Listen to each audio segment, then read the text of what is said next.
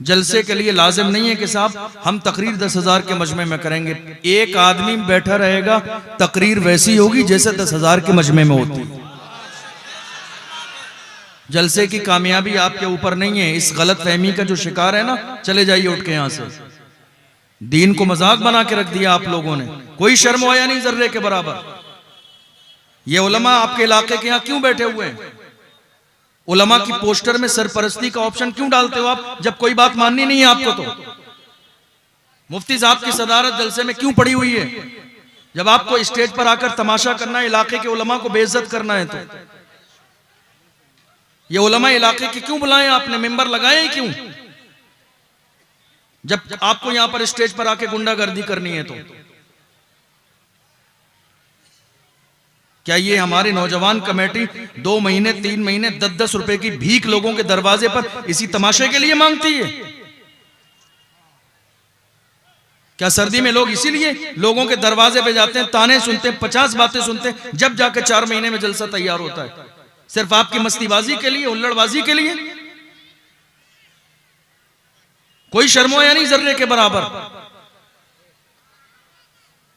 आप ना सुनना चाहते हैं, उलमा क्या कह रहे हैं, दोबारा मौका देके पढ़वा दी जाएगी। किसी ने मना किया क्या? मद्दाह रसूल मोहम्मद अली फैजी साहब मेंबर से चले गए, आपके दरमियान बैठे हैं ना, आपकी ख्वाहिश के लिए, आपको कलाम सुनाने के लिए। तो आपकी तरफ से ये बदतमीजी क्यों है इस जलसे में, ये बताइए आप। फिर उलमा मेंबर पे जब डांटते हैं तो लोग कहते हैं यार स्टेजों पर लड़ाई हो रही, उलमा डांट रहे हैं। ये बदतमीजी इस मेंबर रसूल से शुरू नहीं की जाती है। ये चंद लोग होते हैं जिनका पहले ही से प्रोपेगेंडा रहता है जलसे को खराब करना है, वरना ये इलाके के उलमा इतने जिम्मेदार बैठे जो 365 दिन 5-5, 7-7 हजार की तनख्वाह लेकर पूरी रात आपके इस जलसे को कामयाब करने के लिए घर बार छोड़कर यहां बैठते हैं। फिर भी आपको जर्रे के बराबर इन लोगों का कोई लिहाज नहीं।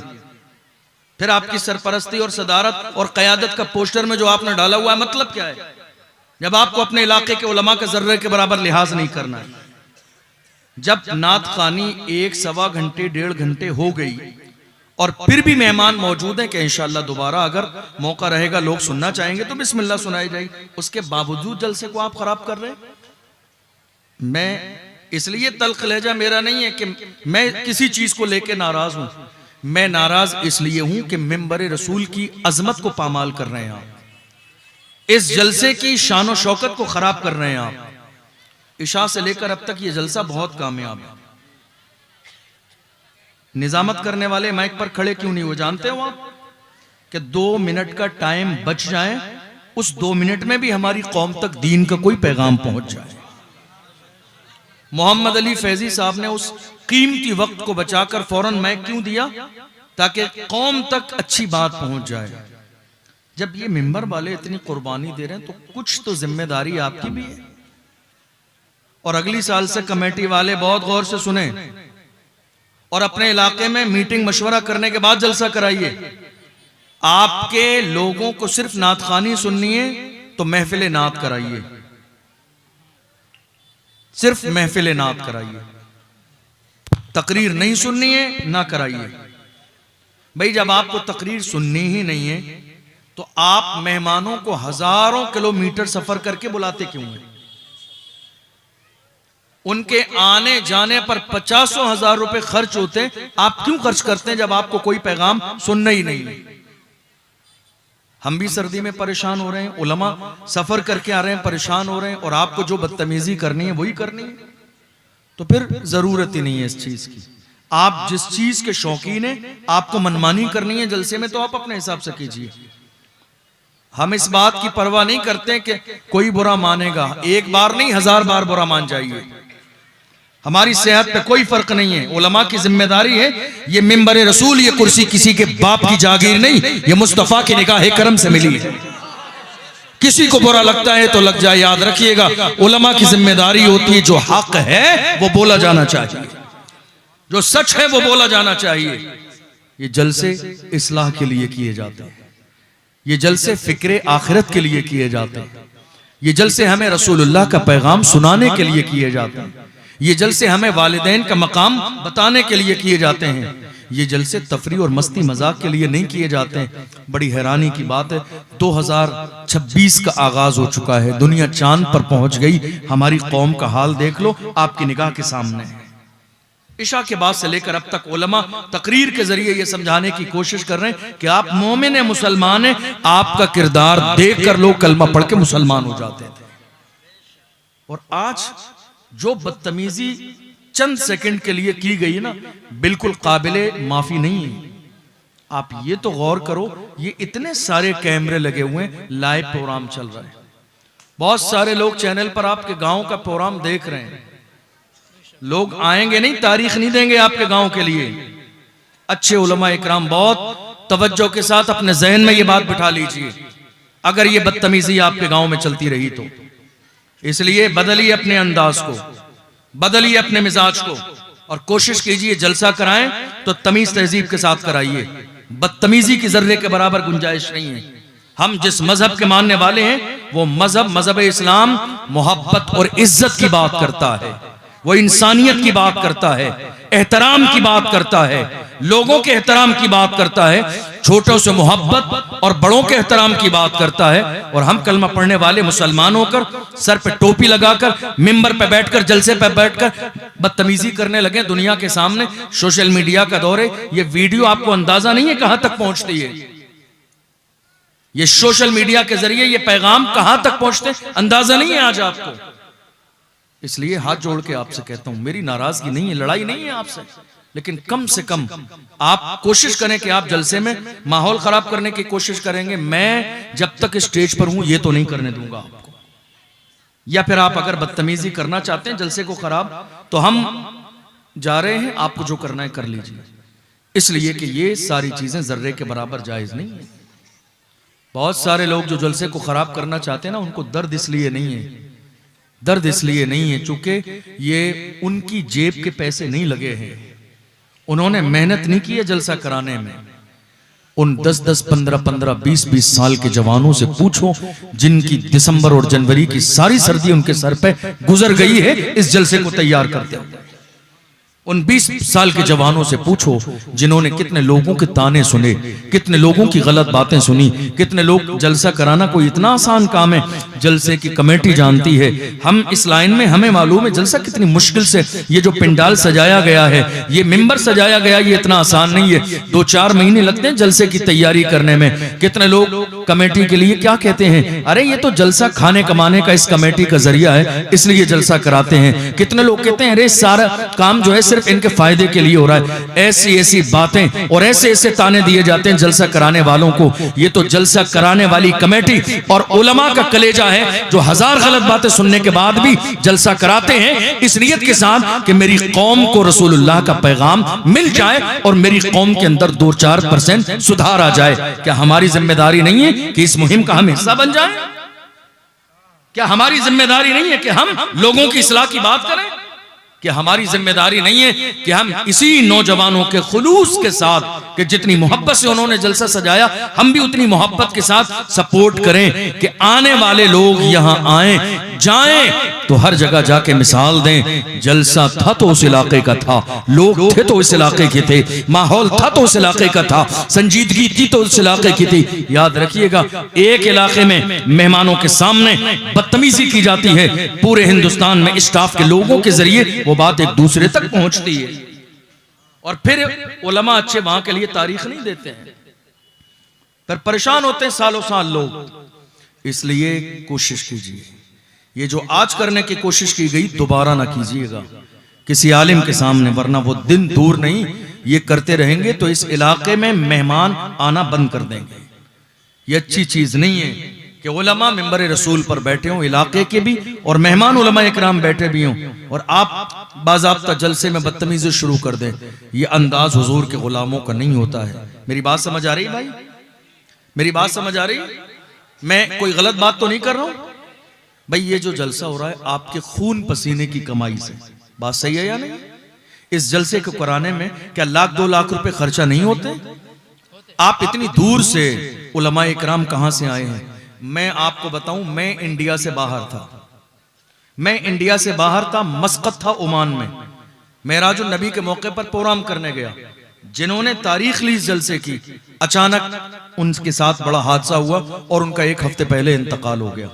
जब ये देखा गया डायरी में कि आपके इलाके की तारीख है, हमारे अहबाब ने मशवरा दिया कि इंतकाल करने वाले शख्स ने वादा किया था, इसलिए अब आपको कम से कम दुनिया से जाने वाले बंदे का वादा जरूर पूरा करना चाहिए। मैं मस्कत ओमान में था आपके इस जलसे के लिए, वहां से टिकट बना के यहां आया ताकि आपसे जो 6 महीने पहले वादा किया गया है वादा खिलाफी ना हो।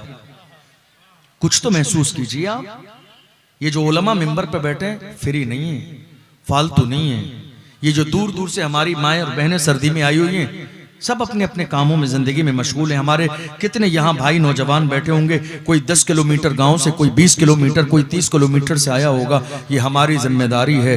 तंज नहीं है, आप मेरे अपने हैं। तंज तो किस गैरों पे किया जाता है। ये बात न सिर्फ दिल की बात है, काश के आपके दिल तक पहुंच जाए। रसूलुल्लाह की महफिल में एहतराम के साथ बैठा करो, इसलिए कि हुजूर के जिक्र की महफिल की शान ये है, जो हुजूर के जिक्र की महफिल में एहतराम के साथ बैठते हैं और गुंबदे खजरा से मेरे आका उन पर निगाह करम करते हैं तो जिंदगियां बदल जाती हैं, मुकद्दर बेहतर हो जाते हैं। और जो महफिले रसूल में बैठकर भी बदतमीजियां करते हैं, याद रखना थोड़ी देर की बदतमीजी कहां से कहां तक लेके जाती है। कुरान का पहला पारा पढ़ के देखो, जन्नत में रहने वाले ने थोड़ी देर चंद सेकंड के एहतराम में इनकार कर दिया था। कहां था जन्नत में रहने वाला? शैतान बना दिया गया, सिर्फ थोड़ी सी चंद जुमले की बदतमीजी की बुनियाद पर। और जिन्होंने एहतराम किया, याद नहीं, जाके देखो इमाम आजम की बारगाह के करीब कई बार हाजिरी हमारी हुई। मोहम्मद अली फैजी साहब भी थोड़े से दिन पहले बगदादी मोहल्ला से वापस आए। पूछो, इमाम आजम के करीब एक बारगाह है जिस अल्लाह वाले को दुनिया बिशर हाफी के नाम से जानती है।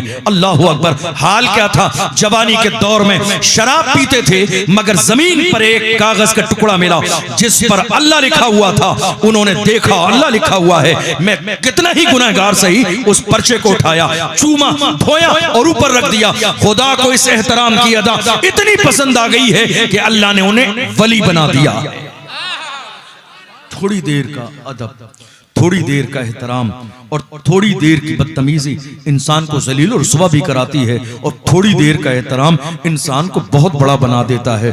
इसलिए मेरे अजीजों, जब इस महफिल में बैठा करो, ये जलसा मस्ती के लिए नहीं किया जाता है, ये मजाक के लिए नहीं किया जाता है, ये हंसने के लिए नहीं किया जाता है, जोक सुनने सुनाने के लिए नहीं किया जाता है। ये तो और अफसोसनाक सूरत हाल है कि आज हमारे मिंबर पर जोक सुनाने वालों की तादाद दिन ब दिन बढ़ती चली जा रही है। घंटों के हिसाब से जोक सुना रहे हैं, बाज़ाब्ता एक्टिंग कर रहे हैं, अपने चेहरे से भी और अपने हाथों से भी। कोशिश यही है कि सामने बैठने वाले लोग हंसने लगे, मस्ती और मजाक का माहौल हो जाए। हैरानी की बात है, आज ऐसे भी खतीब हमारे मिंबर पर बैठे हुए हैं। कितनी शर्म की बात है कि जिस कुर्सी पर बैठकर कुरान की आयत पढ़ना चाहिए थी, वहां बैठकर जोक सुनाए जा रहे हैं। जिस कुर्सी पर बैठकर मोहम्मद अरबी का पैगाम सुनाना चाहिए था, उस कुर्सी पर बैठकर जोक सुनाए जा रहे हैं। और हमारी कौम भी नीचे जोक सुन के ताली भी बजा रही है और नारे तकबीर, नारे सालत भी कर रही है। और आखिर में हाथ उठा के कह रहे हैं, मौला जो कुछ बयान किया गया उसका सवाब फुला को पहुंचे। अरे जालिम, तूने बयान किया ही क्या है?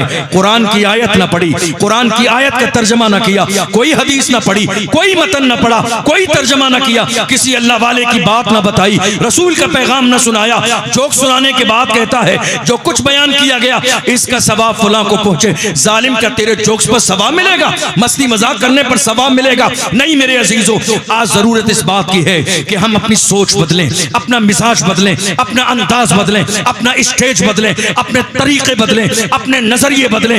ये मिंबर रसूल मस्ती और मजाक के लिए नहीं है। इस मिंबर को ऐसा बनाओ हमारे जलसे में जो हंसता हुआ है आखिरत की फिक्र लेकर जाए, उसकी आंख में आंसू हो, उसका दिल रोने लगे, उसे इस बात का एहसास होना चाहिए कि मैंने जवानी गुनाहों में गुजार दी है। उसे इस बात का एहसास होना चाहिए मैंने नमाज न पढ़ी, मैंने रोजा न रखा, मैंने माल होने पर ज़कात न दी, मैंने माँ बाप के साथ नाफरमानी की है, बदतमीजी की है। उसे इस बात का एहसास होना चाहिए शराब में मैंने अपनी जवानी को गुजार दिया। जवानी मेरी शराब के लिए नहीं है, जवानी मेरी शबाब के लिए नहीं है, जवानी मेरी जिना के लिए नहीं है, जवानी मेरी गुनाह के लिए नहीं है। आज मेरी कौम को जरूरत इस बात की है कि कौम की इस्लाह की बात होनी चाहिए। मिंबर मस्ती और मजाक के लिए नहीं है। जो मस्ती और मजाक करते हैं, याद रखना, जो मजा लेते हैं सजा उन्हीं को मिलती है। मजा पहले है तो सजा बाद में है। मस्ती मजाक करके मजा लेंगे, सजा बाद में जरूर मिलेगी। याद रखो, हम नाम जिस अजीमुल मर्तबा शख्सियत का लेता है, कौन? ताजुश शरिया। कौन? बदरुत तरीका। वो ताजुश शरिया, उन्होंने जवानों को जीने का सलीका सिखाया और कहा, जवानों जिंदगी ये नहीं है किसी के लिए, जिंदगी है नबी की, नबी के लिए। ना समझ मरते हैं जिंदगी के लिए, जीना मरना है सब कुछ नबी के लिए। क्या कहा इमाम अहमद रजा ने, क्या कहा डॉक्टर इकबाल ने कौम के जवानों को जगाने के लिए?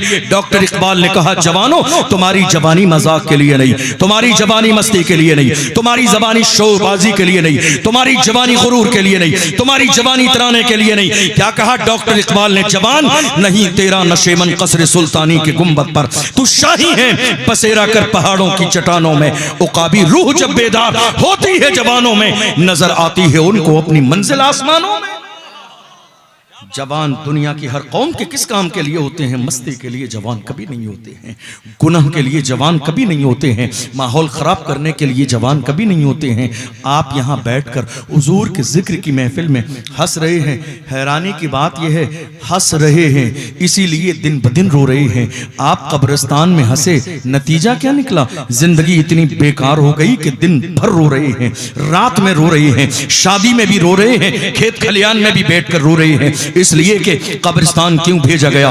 किसी इंसान को दफन करने के लिए 4 लोग काफी थे, 4 लोग जनाजे को उठा के ले जाएं, 4 लोग काफी हैं दफन करने के लिए।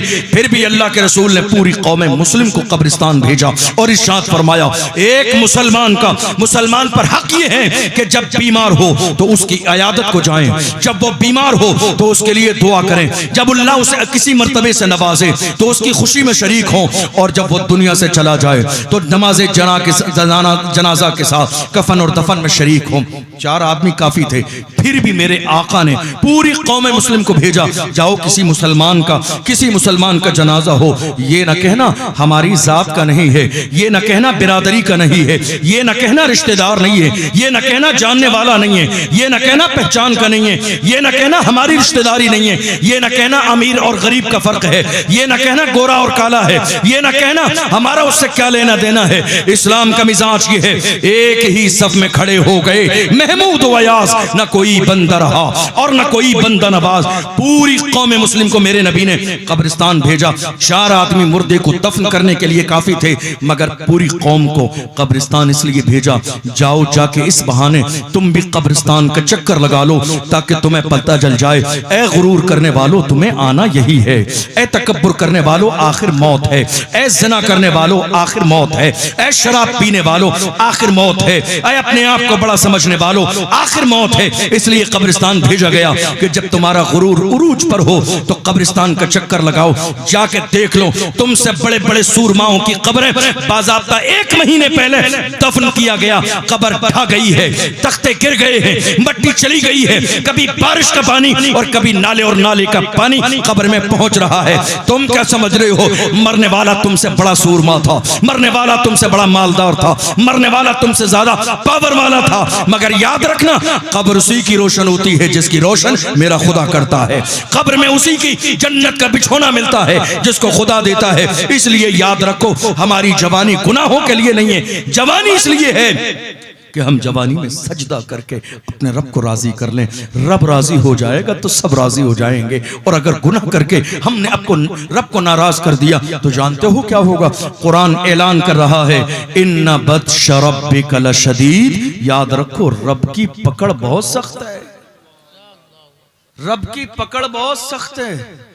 जब वो ढील देता है तो ढील देता है, लेकिन जब पकड़ने पे आता है ना, अल्लाह अकबर, जाके देखो भोपाल के कैंसर के हॉस्पिटल में, तुम्हें पता चलेगा 18 साल के जवान कैंसर के मरीज बिस्तर मौत पे पड़े हैं।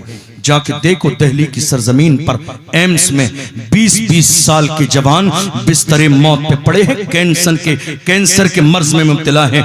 डॉक्टरों ने जवाब दे दिया, कहा ले जाओ, घर ले जाओ, जो खाने को मांगते हैं खिला दो, जो करना चाहते हैं करने दो, इसलिए कि अब ये जिंदगी के इनके आखिरी दिन चल रहे हैं। जाके देखो सूरत के हॉस्पिटल में, जाके देखो अहमदाबाद के हॉस्पिटल में, बड़े बड़े सूरमा जिन्हें अपनी जवानी पे नाज था, जिन्हें खानदान पे नाज था, जिन्हें दौलत पे नाज था, जिन्हें शोहरत पे नाज था, जिन्हें उरूज पे नाज था, और ये भूल गए थे हर उरूज को ज़वाल है।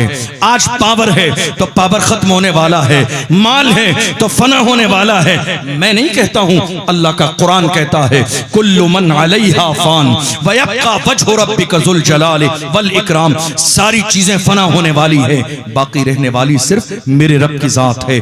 जाके देखो 18 साल 20 साल 22 साल के जवान, हमने एक को देखा था, हमने एक को देखा, किसी ने जलसे में कहा हजरत चल के जरा हमारे मरीज पे दम कर दें। लोग बड़ी अकीदत और मोहब्बत के साथ लेके जाते हैं, हजरत चल के दम कर दीजिए। हमने जाके एक जवान को देखा, गला इतना सूज गया है, अल्लाह अकबर, पिट्टी पट्टी बंधी हुई है, पूरी गर्दन पर कपड़ा लपेट दिया गया है, उसके मुंह पर पट्टी बंधी है। आप यकीन जानना, जिस वक्त उस जवान पर नजर पड़ी कलेजा हिल गया।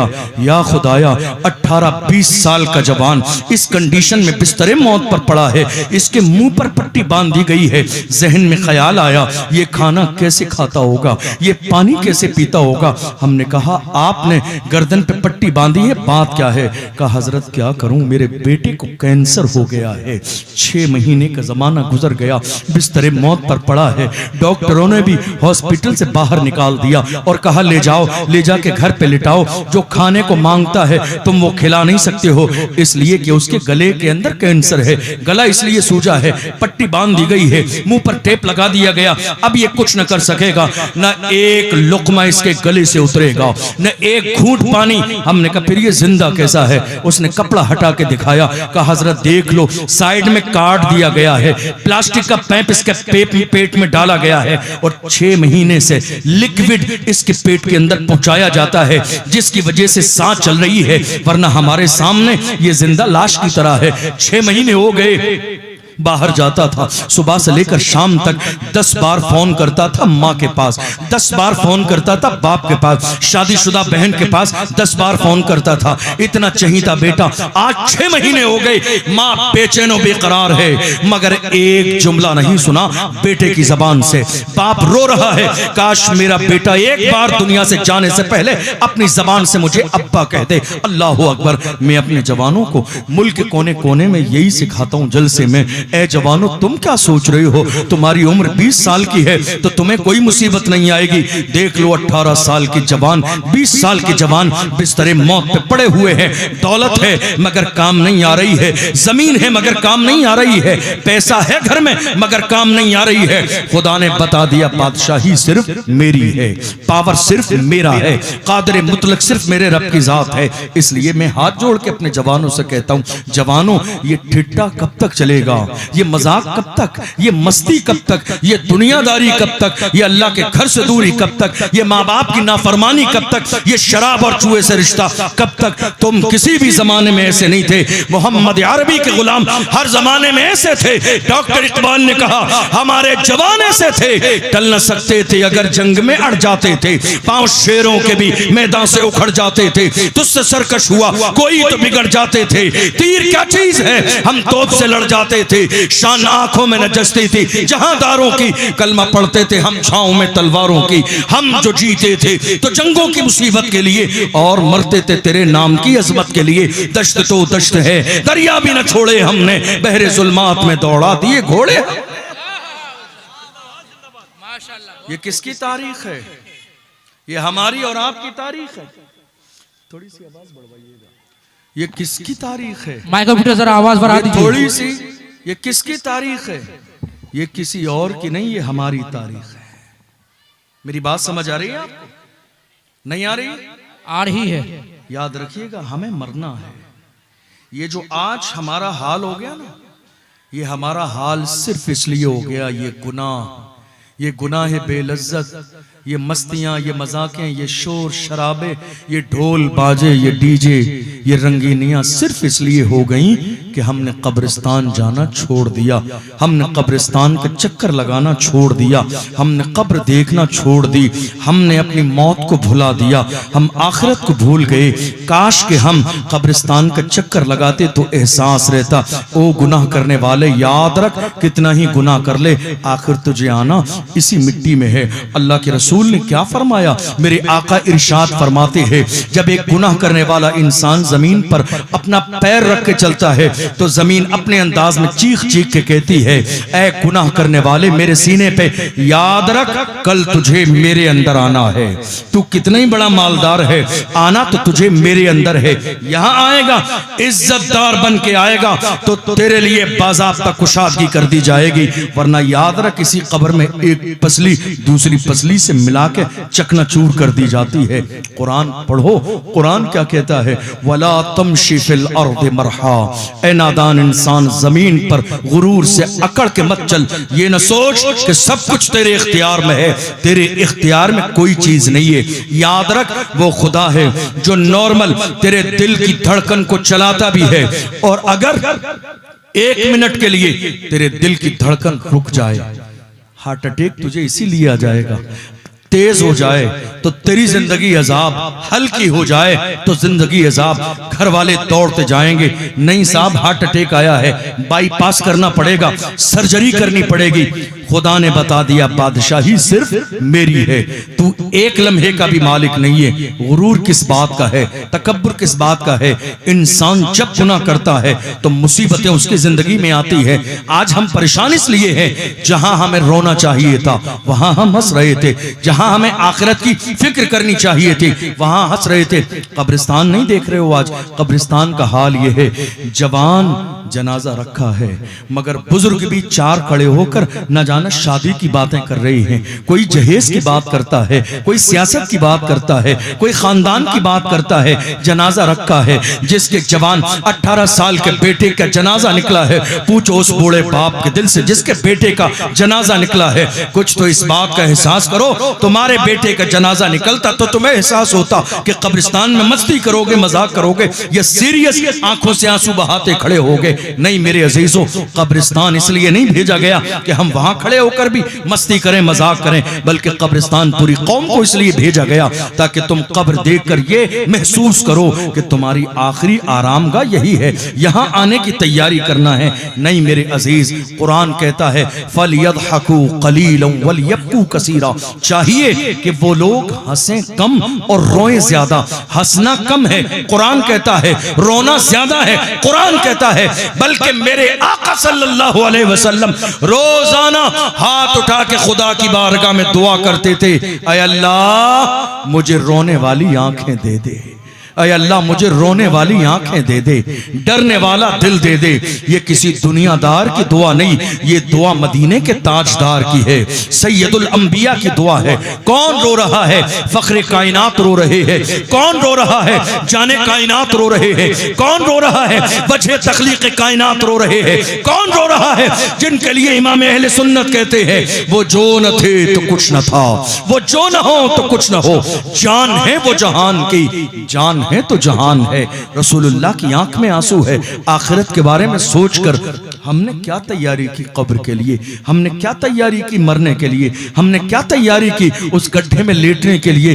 1 घंटे के लिए अगर आज लाइट चली जाए, आपके रूम में रोशनी न हो तो हाल से बेहाल हो जाते हैं। मोबाइल चाहिए आपको रोशनी के लिए, चिराग चाहिए आपको रोशनी के लिए। मुझे बताओ, ऑप्शन ये भी है कि अगर आपके रूम में लाइट न हो, गर्मी का मौसम हो, लाइट चली जाए, ऑप्शन ये भी है कि आप अपने रूम से निकलकर बाहर रोड पर आ जाइए। गर्मी लग रही है, लाइट जा चुकी है, ऑप्शन ये भी है कि आप कुर्ता पहनते हैं, कुर्ता उतार दीजिए। ऑप्शन ये भी है गर्मी से बचने के लिए रोड पर घूम लीजिए। लेकिन जरा तवज्जो देकर अपने सीने पे हाथ रखकर सोचिए, कब्र में जाने के बाद ऑप्शन क्या है।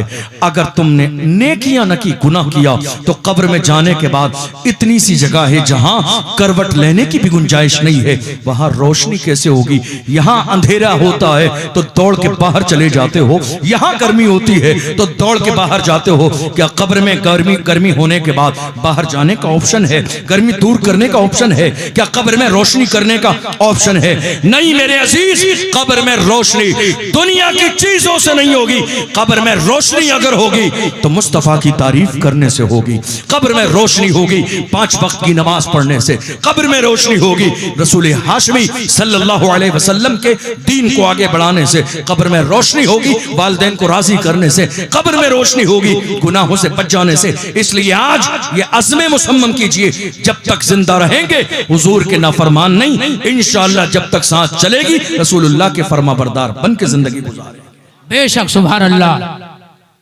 बात समझ आ रही कुछ आपको? सो तो नहीं रहे आप? परेशान तो नहीं हो रहे? आज जरूरत इस बात की है कि हम थोड़े से संजीदा हो जाएं।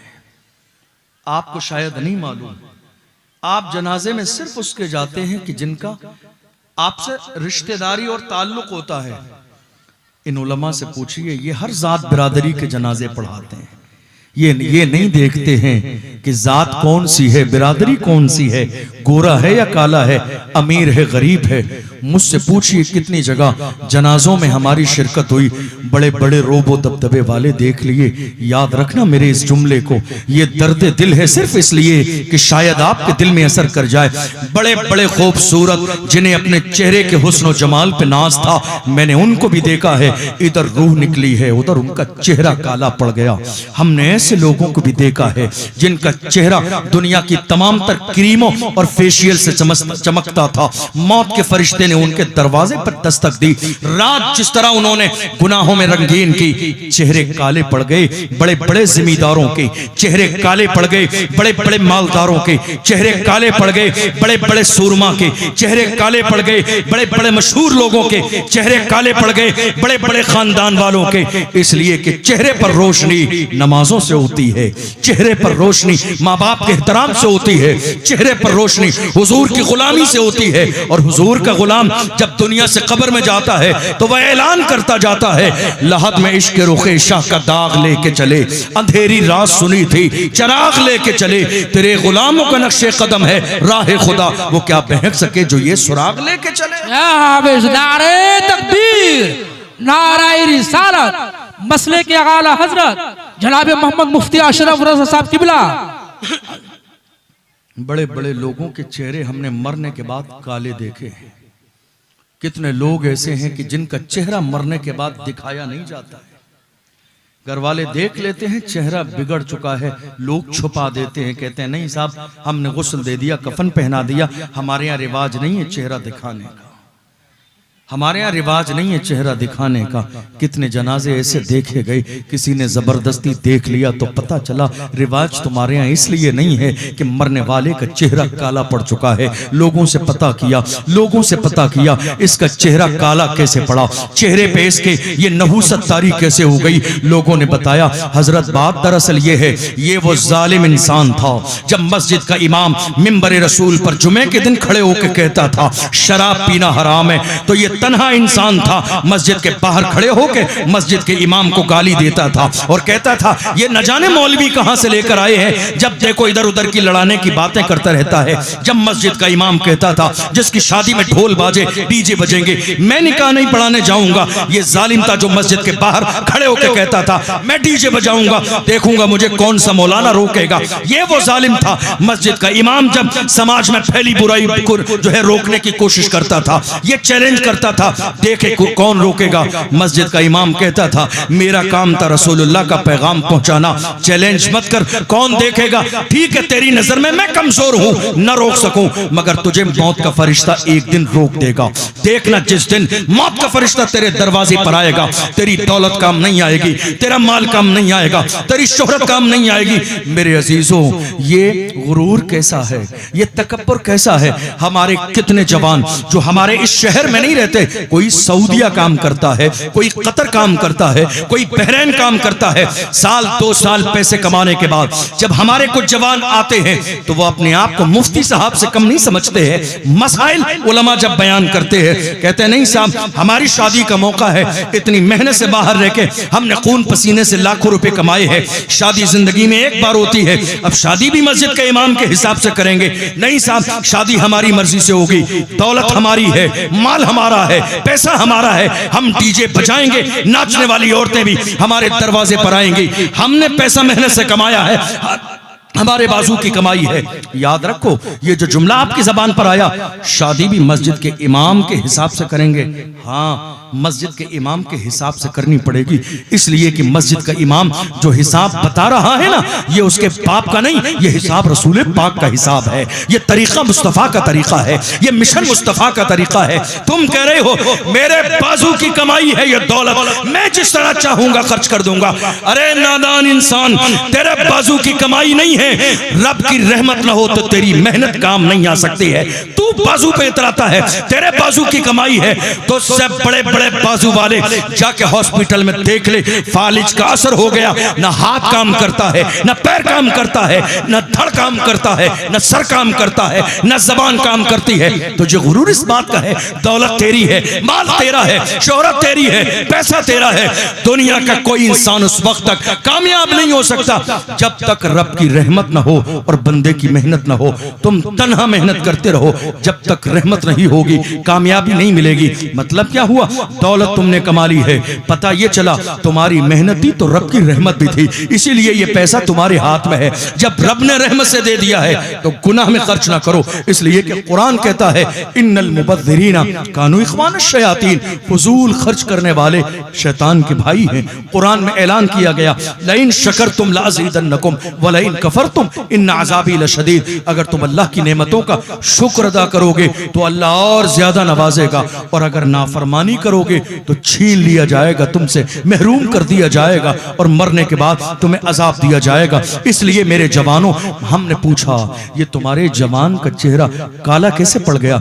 घर वालों ने नहीं बताया, लेकिन इलाके के लोगों ने बताया ये शख्स मस्जिद के इमाम का बागी था, ये शख्स मस्जिद के इमाम को गाली देता था, ये शख्स शरीयत के मसले में दीवार बन के खड़ा होता था कि मैं देखूं मुझे कौन रोकता है। नहीं मेरे अजीजों, हाथ जोड़ के कहता हूं, गुरूर से कभी किसी को इज्जत न मिली है, किसी ने अपने आप को बड़ा समझ लिया, कोई जबरदस्ती बड़ा नहीं बनता है। मेरे आका इरशाद फरमाते हैं मन तवाज़ा लिल्लाह रफ़अहुल्लाह, तुम अल्लाह के लिए झुक जाओ, अल्लाह तुम्हें दर्जों बुलंदियां अता फरमाएगा। गुरूर किस काम का है, तकब्बुर किस काम का है तुम्हें पता नहीं? कारून का खजाना काम ना आया, फिरौन की लाश, तुमने फिरौन का नाम कितनी बार सुना है जिंदगी में? मैंने मिस्र की सरजमीन पर कई सौ बार फिरौन को अपने माथे की आंखों से देखा है। जाके देख लो, मिस्र में म्यूजियम में फिरौन की लाश मूसा के जमाने से लेकर आज तक रखी हुई है। कई बार मैंने जाके अपनी आंखों से फिरौन की लाश को देखा है, आज तक फिरौन की लाश मिस्र के म्यूजियम में रखी है। अल्लाह ने कुरान में कहा फलयौमा नुनज्जीका बिबदनिका लितकूना लिमन खल्फका आया। कुरान में खुदा ने कहा हम तेरे जिस्म को कयामत तक के लिए बाकी रखेंगे ताकि इबरत का निशान बन जाए उन लोगों के लिए जो अपने आप को बड़ा समझते हैं, जो गुरूर करते हैं, जो तकब्बुर करते हैं। नहीं मेरे अजीज, ये गुरूर कैसा है तुम्हें अंदाजा नहीं है। किसी समझदार ने कहा था आगाह अपनी मौत से कोई बशर नहीं, सामान 100 बरस का है पल की खबर नहीं। हमें बदलना है। मेरी बात समझ आ रही है? बेशक समझ में आ रही है। हमें बदलना है अपने आप को, हमें बदलना है अपने आप को, हमें अपने रवैये बदलना है, हमें अपना अंदाज बदलना है, हमें अपना तरीका बदलना है, गुनाहों से तौबा करनी है हमें। और मैं आपको एक बात और चलते चलते बताकर जाऊं, जो इंसान 100 दिन गुनाह कर लेता है लेकिन एक दिन उसकी आजमाइश ऐसी शुरू होती है ना कि वो 100 दिन के गुनाह एक तरफ और मुसीबत एक तरफ, फिर इंसान हाथ जोड़ता है, इस बाबा के यहाँ चला जाऊं, वहां चला जाऊं, यहाँ चादर चढ़ा दूं, यहाँ फूल चढ़ा दूं, मेरी परेशानी दूर हो जाए। उसके जहन में ये बात कभी नहीं आती मैंने दिन के उजालों में गुनाह किया, रात के अंधेरों में गुनाह किया, मैंने रब की नाफरमानी की, मैंने सजदे छोड़ दिए, मैंने खुदा के हुक्म पर अमल न किया, मैं गुनाह करता रहा ये सोचकर कि कोई देखने और जानने वाला नहीं है। कुरान ने बार बार ऐलान करके कहा वल्लाहु यअलमु मा तुसिर्रूना व मा तुलिनून, रब जानता है जो तुम छुपाते हो, जो जाहिर करते हो। फिर भी गुनाह करता रहा। जैसी ही मुसीबत उसके सर पे आई तो सोचा फलां हजरत के मजार पे चला जाऊं, शायद परेशानी दूर हो जाए। नहीं मेरे अजीजों, हाथ जोड़ के कहता हूं, बुजुर्गों की बारगाह से फैज मिलता है, लेकिन इसका यह मतलब नहीं गुनाह करने के बाद तुम गुनाह से तौबा ना करो। सो चादर से परेशानी दूर हो जाएगी, चादर चढ़ाने से परेशानी दूर नहीं होगी। जरूरत इस बात की है, जाओ आज भी वक्त है, अल्लाह के घर के दरवाजे खुले हुए हैं। मेरे आका इरशाद फरमाते हैं तौबा का दरवाजा खुला हुआ है, बंद नहीं है। आज भी अगर बंदा सच्चे दिल से अल्लाह की बारगाह में जाके अपनी पेशानी को झुका के गुनाह से तौबा करता है, मेरे आका इरशाद फरमाते हैं अत्ताइबु मिनज़्ज़म्बि कमल्ला ज़म्बला, गुनाह से तौबा करने वाला बंदा ऐसा ही हो जाता है गोया कि उसने गुनाह किया ही नहीं है। तुम एक आंसू रब की बारगाह में गिराओगे अपने गुनाह पर शर्मिंदा होते हुए, माओ से ज्यादा प्यार करने वाली जात मेरे रब की है। तुम इधर माफी मांगोगे, उधर मेरा परवरदिगार तुम्हारे गुनाहों को माफ फरमा देगा। सुभान अल्लाह, माशाअल्लाह। आप जानते हैं हजरत अली रदी अल्लाह अन्हु, हम और आप बड़ी मोहब्बत करते हैं ना मौलाए कायनात से। हजरत अली रदी अल्लाह अन्हु फरमाते हैं जब तुम्हें कोई परेशानी आए, ये जुमला याद करके लेके जाना। हमारी माएं भी और बहनें भी, मौलाए कायनात फरमाते हैं जब कोई परेशानी आए तो तुम वो बात सबसे पहले रब के सामने पेश करो, और जब अल्लाह तुम्हें किसी नेमत से नवाजे, खुशी दे, तो वो खुशी भी तुम सबसे पहले अल्लाह की बारगाह में पेश करो। मतलब यह है कि जब तुम्हें खुशी अल्लाह दे तो सबसे पहले सजदे शुक्र अदा करो, मौला तेरा एहसान है, ये मेरी मेहनत से नहीं, तूने ये खुशी अपनी रहमत से अता फरमाई है। और अगर जिंदगी में कोई मुसीबत आए, तुम सबके सामने रो लिए, तुमने दोस्तों के सामने हाथ फैला लिए, तुम बाबाओं के पास चले गए तावीज के लिए, तुमने पीर साहब से गुजारिश कर ली, लेकिन तुम्हें जिसके सामने सर झुका के रोना था वो मेरे रब की जात है, जो जिंदगी का मालिक है, जो मौत का मालिक है, जो शान शौकत का मालिक है। बीमारियों से शिफा देने वाली जात मेरे रब की है, परेशानियों से शिफा देने वाली जात, दूर करने वाली जात मेरे रब की है। तुम दुनिया के सामने रोते रहे, काश कि तुमने एक सजदा रब के सामने कर लिया होता। डॉक्टर इकबाल ने कहा था वो एक सजदा जिसे तू गिरा समझता है, हजार सजदों से देता है आदमी को निजात। एक सजदा अगर तुमने रब के सामने अकीदत से कर लिया होता तो दुनिया के सामने रब तुम्हारा सर झुकने से महफूज कर देता। हम दुनिया के सामने झुक जाते हैं, परेशानी इसके सामने, इसके सामने, उसके सामने, लेकिन हम अपने रब के सामने जाके कभी अपनी परेशानी अल्लाह की बारगाह में पेश नहीं करते हैं कि हमारी जिंदगी में ये परेशानी है। नहीं मेरे अजीजों, इज्जत देने वाली जात मेरे रब की है, मुसीबतों से निजात देने वाली जात मेरे रब की है। हम मोमिन हैं, मुसलमान है। मुसलमान किसको कहते हैं? आज तो अफसोसनाक सूरत हाल ये है कि इस्लाम सिर्फ हमारी जबानों पर रह गया, हमारे घर में आज सही माना में इस्लाम नजर नहीं आता है। कहाँ है इस्लाम हमारे घरों में? जिस घर में बेटी बेपर्दा हो, इस्लाम कहाँ है उस घर में? जिस घर में कुरान महीनों के एतबार से खोला न जाता हो, उस घर में कुरान कहाँ है? जिस घर के अंदर अल्लाह और उसके रसूल के फरमान पर अमल न किया जाता हो, उस घर में बताओ मुझे इस्लाम कहाँ है? जिस घर के बच्चों को कुरान की तालीम न दी जाती हो, उस घर में इस्लाम कहाँ है? जिस घर के अंदर बाज़ाब्ता अपनी मस्जिद के आलिम और इमाम की इज्जत न की जाती हो, उस घर में इस्लाम कहाँ है? नहीं मेरे अजीजों, आज इस समाज को सुधारने के लिए एक बहुत बड़ी जिम्मेदारी हमारे घर में रहने वाली बेटियों की भी है और माओं की भी है। इसलिए कि बच्चे के लिए जो दुनिया में आया है, पहला मदरसा माँ की गोद है, पहली यूनिवर्सिटी माँ की गोद है। जो यहाँ से लापरवाह निकल गया।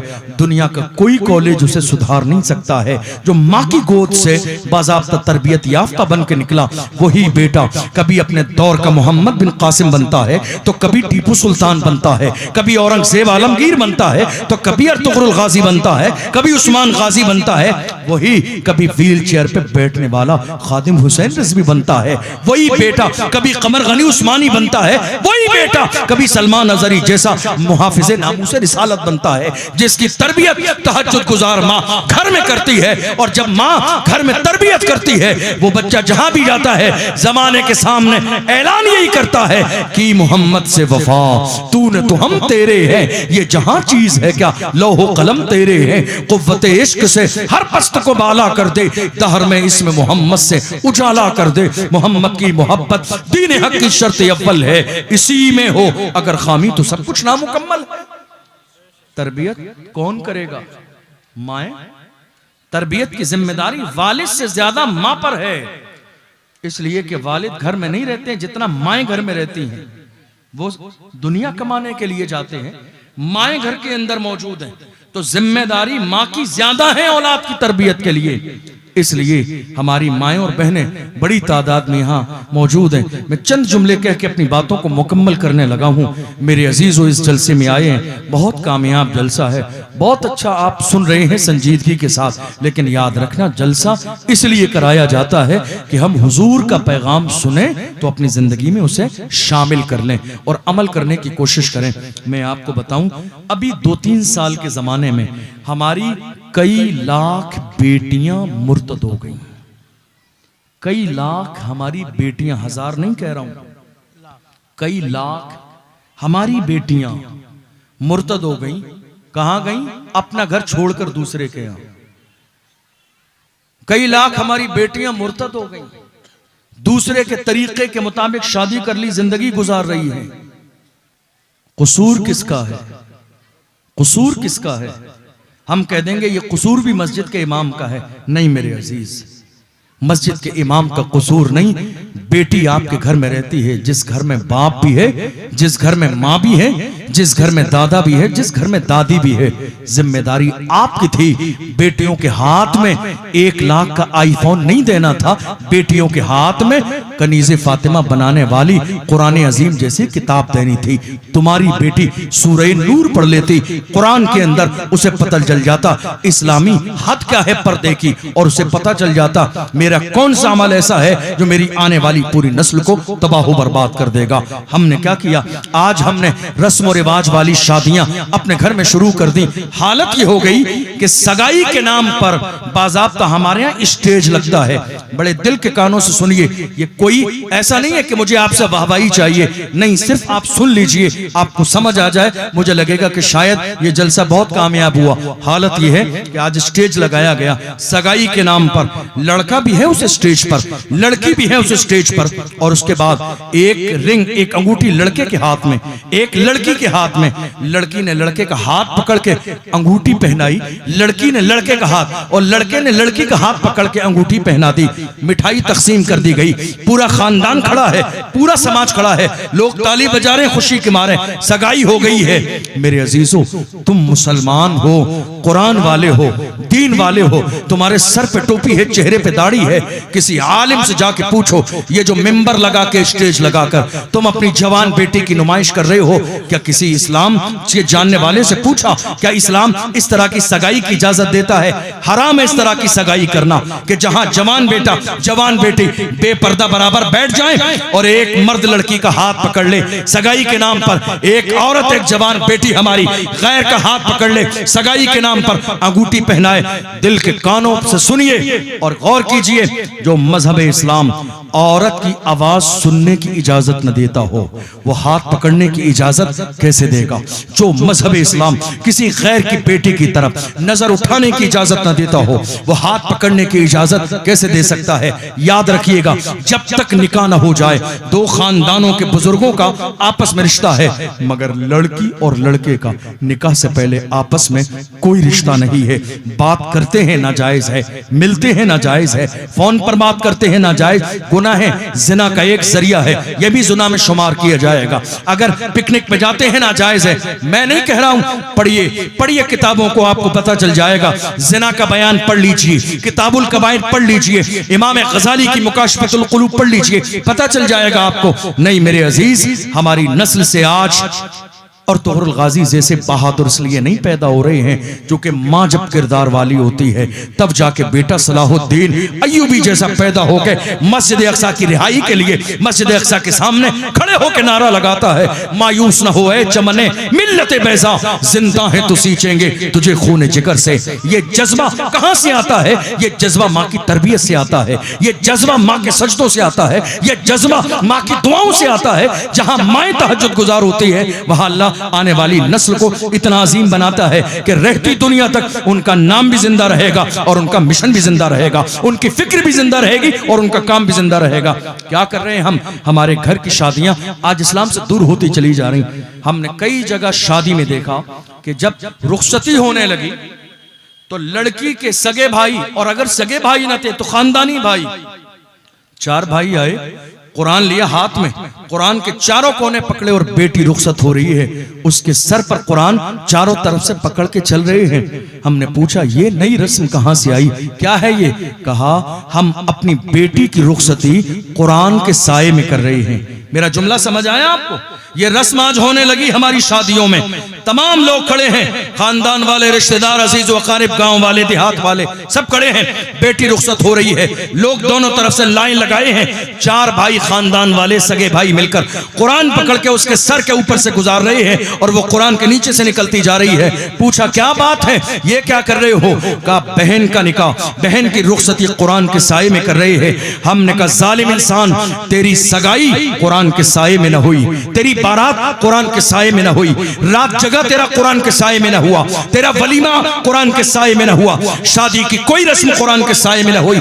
महज फोटो के लिए, महज वीडियो के लिए, महज दुनियादारी के लिए कुरान का मजाक बनाने वालों, याद रखो कयामत के दिन जवाब देना पड़ेगा। कुरान नुमाइश के लिए नहीं है, कुरान मजाक के लिए नहीं है, कुरान वीडियो के लिए नहीं है, कुरान फोटोबाजी के लिए नहीं है, कुरान पढ़कर अपनी जिंदगी में शामिल करने के लिए है। कुरान इसलिए है कि हम कुरान पढ़ें। किताब मरने वाली नहीं, कुरान जैसी अजीम किताब इनकलाबी किताब है जिसने कौमों को जिंदा किया है। दुनिया पुकार के आज भी कह रही है, एक अरब ने आदमी का बोलबाला कर दिया, खाक के जर्रों को हम दोषे सुरैया कर दिया, खुद न थे जो राह पर औरों के हादी बन गए, क्या नजर थी जिसने मुर्दों को मसीहा कर दिया। कुरान मरने वाली किताब नहीं कि कोई मरने लगे तो हम उसके किनारे पर बैठकर सरहाने यासीन पढ़ने लगे। नहीं मेरे अजीज, कुरान अल्लाह ने इसलिए नाजिल किया ताकि हम उसे अपनी जिंदगी में शामिल करें। अपनी बेटियों को सिखाइए, इस्लाम पर्दे का हुक्म देता है। बहुत सारी हमारी बहनों ने थोड़े से जमाने पहले एक नारा लगाया था, जब उलमा ने कोशिश की, तकरीरें हुई शहर के हर मस्जिद के अंदर हिजाब पर, तो कई हमारी जवान बहनों ने नारा लगाया और कहा नहीं हम पर्दा नहीं करेंगे, इसलिए कि जिस्म हमारा है तो मर्जी भी हमारी चलेगी। कुछ इस्लाम से बेजार हमारी बेटियों ने नारा लगा दिया, जिस्म मेरा है मर्जी मेरी चलेगी। हमने कहा ए मेरी बहन, खुदा के लिए तौबा कर ले उससे पहले कि रब का अजाब तेरे ऊपर नाजिल हो जाए। ना ये जिस्म तेरा है, ना ये मर्जी तेरी चलेगी। तुझसे ज्यादा हुस्न जमाल वाली बेटियां जाके देख, कब्र में पड़ी हैं, कब्र खोल कर देख ले, मनो मिट्टी के नीचे कीड़े पड़ गए उनके जिस्म में, बदबू आ रही है उनके जिस्म से। ना ये जिस्म तेरा है, ना मर्जी तेरी चलेगी। जिस्म देने वाली जात भी मेरे रब की है और मर्जी भी मेरे परवरदिगार की चलेगी। मेरे अजीजों, अपने घर के माहौल को इस्लामी माहौल बनाओ। अगर एक मर्द बिगड़ता है तो एक मर्द बिगड़ता है, एक बेटी बिगड़ती है तो पूरी नस्ल तबाह बर्बाद हो जाती है। इसलिए अपनी बेटियों के हाथ में मोबाइल फोन नहीं, कुरान दो, कुरान पढ़ने की ताकीद करो। तुम्हारी बेटी की ऐसी कौन सी फैक्ट्री है जिसे 50,000 का फोन चाहिए? तुम्हारी बीवी की ऐसी कौन सी फैक्ट्री चल रही है कि उसको 2 लाख का मोबाइल फोन चाहिए? नहीं मेरे अजीज, हमारी बहुत सारी माएं बहनें, शायद मेरा ये जुमला ना पसंद आए, लेकिन मैं तो एक भाई हूं ना। भाई कैसा होता है? भाई तो यही चाहता है ना कि जब तक मैं जिंदा रहूं मेरी भाई बहन की इज्जत सलामत रहे, मेरी बहन की इज्जत तार तार न हो, मेरी बहन के ऊपर किसी की बुरी नजर न पड़े। मैं तो एक इस्लामी रिश्ते से भाई हूं। मैं तो यही कहूंगा, खबरदार खबरदार, बेटियों को पर्दा दो, हिजाब दो, बेटियों के हाथ में मोबाइल न दो। तुम गुनाह न करोगे। दुनिया बाज़ाब्ता सिस्टम लेकर बैठी है, जबरदस्ती बाज़ाब्ता टकरा रही है नंबर लेकर, और किसी बेटी का नंबर किसी जालिम के पास पहुंच जाए तो न जाने कितने साल तक कितनी बेटियां ब्लैकमेल की गई और उनकी इज्जत को तार तार कर दिया गया, सिर्फ इसलिए कि हमने तवज्जो न दी और हमने ये सोचने की कोशिश न की कि हमारी बेटी जिंदगी कैसी गुजर रही है। नहीं मेरे अजीजों, बेटियां हमारी हैं, माएं हमारी हैं, इनका मुस्तकबिल, इनकी जिंदगी, इनका फ्यूचर बेहतर बनाना ये हमारी जिम्मेदारी है। और अगर हम इस मसले में गाफिल रहे तो याद रखना, मेरे आका ने इरशाद फरमाया, एक औरत तन्हा जहन्नम में नहीं जाएगी, कई मर्दों को लेके जहन्नम में जाएगी, तन्हा नहीं जाएगी। आप सोचोगे यार ये बहुत अजीब बात है, औरत तन्हा जहन्नम में नहीं जाएगी, कई मर्द उसके साथ जाएंगे। क्यों? हमने क्या किया? मर्द इसलिए जाएंगे, क्या बाप की जिम्मेदारी न थी कि औरत को गुनाह से रोक दे? बेटी किसके कब्जे में? बाप के इख्तियार उसका है घर में, उसने सब कुछ रोका, क्या घर वाले न माने? काश के वो बेहयाई से रोकता तो बेटी मान जाती, मगर बाप ने नजरअंदाज कर दिया। क्या उसका शौहर जिम्मेदार नहीं था जिसने 1000 कामों से रोका, मान गई? क्या वो गुनाह से रोकता ना मानती? क्या उसका भाई इस बात का जिम्मेदार न था? क्या उसका बेटा इस बात का जिम्मेदार न था? शौहर भी जिम्मेदार है, बाप भी जिम्मेदार है, भाई भी जिम्मेदार है, बेटा भी जिम्मेदार है। ये जो औरत होती है ना, औरत याद रखना, औरत सोने से ज्यादा कीमती है, औरत हीरे से ज्यादा कीमती है, औरत जवाहिर से ज्यादा कीमती है, औरत डॉलर और दिरहम और दीनार से ज्यादा कीमती है। हमारे सर का ताज है औरत, इज्जत है औरत। हमने इस औरत को दरवाजे पे लाके बेपर्दा छोड़ दिया। नहीं मेरे अजीजों, हाथ जोड़ के कहता हूं, हमारी माँ और बहनें ये हमारे लिए इज्जत का सबब है। इनकी इज्जत भी करनी है और इनको पर्दा भी देना है और उनको ये एहसास दिलाना है कि मोहम्मद अरबी की कनीज़ें किस तरह होती है, हुजूर के गुलामों की बेटियां कैसी होती है, हुजूर के गुलामों की बीवियां कैसी होती हैं। हमारी माएं बहनें सुन रही हैं। मैं चलते चलते बताऊं, मेरे आका मस्जिद नबवी शरीफ से निकले नमाज पढ़ के, देखा हुजरे पाक से मेरे आका के हुजूर की बीवी, हमारी और आपकी माँ हजरत सैयदतुना आयशा सिद्दीक़ा रज़ियल्लाहु ताला अन्हा के कुरान पढ़ने की आवाज आ रही है। क्या पढ़ने की? सब बोलिए, मेरी आवाज आप तक पहुंच रही है? कुरान पढ़ने की आवाज। किसी की माज़अल्लाह बुराई नहीं, कोई दुनियादारी वाली बात नहीं। क्या पढ़ने की? कुरान पढ़ने की आवाज। मेरे आका ने देखा आयशा की आवाज हुजरे के बाहर आ रही है, शायद दीवार टूट गई है, सुराख हो गया है। उन्होंने मिट्टी लेके दीवार को लेसा कि कहीं सुराख हो, बंद हो जाए। उसके बाद मेरे आका हुजरे पाक में तशरीफ ले गए और मेरे रसूल ने इरशाद फरमाया, आयशा अपनी आवाज को हल्का कर ले, इसलिए कि जिस तरह तेरे चेहरे का पर्दा है वैसे ही तेरी आवाज का भी पर्दा है। अल्लाह अकबर। हम मोमिन हैं, हम मुसलमान हैं, हुजूर के गुलाम हैं। कहाँ गई हमारी सोच, कहाँ गई हमारी गैरत, कहाँ गया हमारा वकार, कहाँ गया इस्लामी तशख्खुस और इम्तियाज? नहीं मेरे अजीजों, आज इस कामयाब जलसे से ये पैगाम लेकर जाओ, तुम्हारी जिम्मेदारी है। बाप हो तो भी तुम्हारी जिम्मेदारी है, शौहर हो तो भी तुम्हारी जिम्मेदारी है, बेटे हो तो भी तुम्हारी जिम्मेदारी है, भाई हो तो भी तुम्हारी जिम्मेदारी है। जाके ये चारों रिश्ते अपने घर की औरतों से रहे। खबरदार खबरदार, हम भूख प्यास तो बर्दाश्त कर सकते हैं, लेकिन औरत बेपर्दा रहे हम ये गवारा नहीं कर सकते। हम ये बेपर्दा जो है रहना गवारा नहीं कर सकते। औरतें जानते हो औरतें कैसी थी? औरतें इस्लाम की कैसी थी? कनीज़े फातिमा कैसी थी? इमाम गजाली फरमाते हैं कि पिछले जमाने की औरतें, हुजूर के जमाने की औरतें ऐसी थी, जब मर्द घर से बाहर निकलते थे तो औरतें हाथ पकड़ के कहती थी अपने शौहर से, कहती थी, ऐ मेरे शौहर, माल घर में हराम लेकर ना आना, हलाल माल मिले, हलाल काम मिले तभी पैसे लेकर आना, वरना खाली हाथ वापस आ जाना, हराम न कमाना। वो औरत कहती थी हम भूख प्यास बर्दाश्त कर सकते हैं मगर हराम खा के जहन्नम की आग बर्दाश्त नहीं कर सकते। अल्लाह अकबर। ये जुमला किसका था? एक बेटी का जुमला होता था। ये जुमला किसका था? एक माँ का जुमला होता था। ये जुमला किसका था? एक बाप का जुमला जो है, एक माँ का जुमला बाप के लिए होता था। याद रखें मेरी माँ और बहनें, माँ का किरदार बहुत अजीम है। बाप पैसे कमाने के लिए घर से जाता है लेकिन औलाद की तरबियत की जिम्मेदारी माँ पर होती है। आज हमारी औलादें जानते हो कैसी हो गई? मैं आपको दिल की बात कहता हूँ, हमारे 20-20 साल के जवानों को महफिल निकाह में पहला कलमा याद नहीं निकलता है। उलमा यहाँ बैठे हुए हैं, मैं खुद भी कितनी शादियों में शिरकत करता हूँ। पहला कलमा 20-25 साल की उम्र में शादी होती है, कहते हैं भाई आपका निकाह है, जरा पहला कलमा पढ़िए। पहला कलमा याद नहीं निकलता है। हमारे जवानों को गुस्ल का तरीका मालूम नहीं, हमारे जवानों को सुन्नत के मुताबिक इस्तिंजे का तरीका मालूम नहीं। हमारे जवान आज तक सफर करते हैं, उन्हें मालूम नहीं कसर नमाज किस अंदाज में पढ़ी जाती है। हमारे जवानों को आज तक ये मालूम नहीं नमाज के फराइज और वाजिबात क्या हैं। हमारे जवानों को 30 साल बल्कि बुजुर्गों की उम्र 60-70 साल की हो गई मगर वितर की नमाज में दुआए कुनूत किस अंदाज में पढ़ते हैं और दुआए कुनूत कितनी है और कैसी है हमारे लोगों को याद नहीं। मैं यही तो कहता हूं, तुमने 50 साल की जिंदगी गुजारी, गौर तो करो आखिर क्या किया। क्या तुम्हारी जिंदगी सिर्फ दुनिया के रिश्तों के लिए थी? क्या तुमने मदीने वाले मुस्तफा से रिश्ता नहीं किया? तुमने जब मदीने वाले मुस्तफा से रिश्ता किया है तो जमाने के सामने अलल ऐलान ये करो, हम जब तक जिंदा हैं मेरे आका का जो फरमान है इंशाअल्लाह जब तक जिंदा हैं उस पर अमल भी करेंगे और जब दुनिया से जाएंगे तो हमारे मरने पर दुनिया पुकार के कहेगी जमीन मैली नहीं होती, जमन मैला नहीं होता, मोहम्मद के गुलामों का कफन मैला नहीं होता। जवानों से कहता हूं, जवानों इस जलसे से पैगाम लेकर जाओ। आखिरी जुमला, इस जलसे से ये पैगाम लेकर जाओ। अल्लाह के रसूल का फरमान है, एक बहुत बड़ी बीमारी, एक बहुत बड़ी मुसीबत इस वक्त में जो हमारे मुल्क में फैली हुई है वो है जवानों का अपने घर में बूढ़े माँ बाप पर जुल्म, जिसके लिए कई जगह जलसों में हम लोगों से मिलते हैं। एक बुजुर्ग से पूछा, थोड़े से दिन पहले की बात है, एक बुजुर्ग से पूछा खैरियत है? बस इतना जुमला का खैरियत से। 60-70 साल के बुजुर्ग की आंख से आंसू निकल गए, धार बन गई। कहा हजरत खैरियत क्या पूछते हो?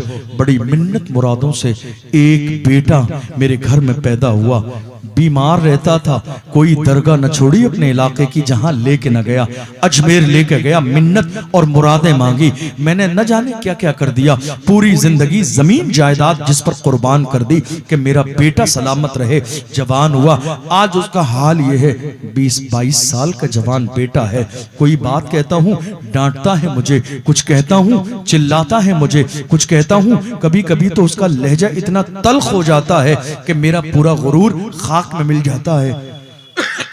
18 साल का जवान बेटा जिसका हो, वो बाप जाके बिस्तर में सर्दी के जमाने में लिहाफ कंबल ओढ़कर बिस्तर में रोई। उस बेटे की जिंदगी पर लानत, जिसने अपने लहजे को इतना तल्ख कर लिया कि बूढ़ा बाप रो रहा है। औलाद रुलाने के लिए नहीं होती है, औलाद तो फख्र के लिए होती है। जिसका 18 साल का जवान बेटा हो, वो बाप जाके लिहाफ में कंबल में लेट कर रोए, उस बेटे के लिए लानत है। नहीं, औलाद इसलिए नहीं होती है, औलाद तो फख्र के लिए होती है। औलाद ऐसा काम करती है कि पूरा 70 साल का बाप कहता है, ऐ लोगों खबरदार खबरदार, मेरी तरफ बुरी नजर न उठाना, इसलिए कि मेरा बेटा जवान है, मेरा बेटा सलामत है। अगर तुमने बुरी नजर मेरी तरफ उठाई तो मेरा बेटा तुम्हें चैन से जीने नहीं देगा।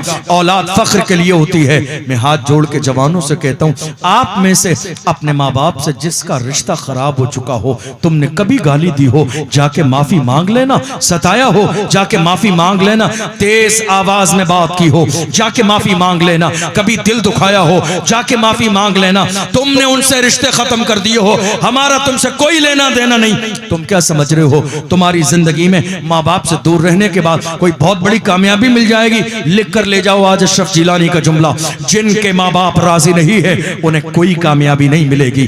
जिनके वालिदैन राजी नहीं है उन्हें कोई ओहदा नहीं मिलेगा। जिनके वालिदैन राजी नहीं है उन्हें कोई कोई मनसब नहीं मिलेगा, जिनके वालिदैन राजी नहीं है उन्हें कोई तरक्की नहीं मिलेगी, दिन ब दिन जलील और रुस्वा होते जाएंगे। मैं नहीं कहता हूं, अल्लाह के रसूल का फरमान है। मेरे आका इरशाद फरमाते हैं, रिज़ल रब्ब फी रिज़ल वालिदैन व सख्तुर रब्ब फी सख्तिल वालिदैन। मेरे आका इरशाद फरमाते हैं, जिसके माँ बाप राजी नहीं हैं अल्लाह भी उससे राजी नहीं है, और जिसके माँ बाप राजी है अल्लाह और उसका रसूल भी उससे राजी है।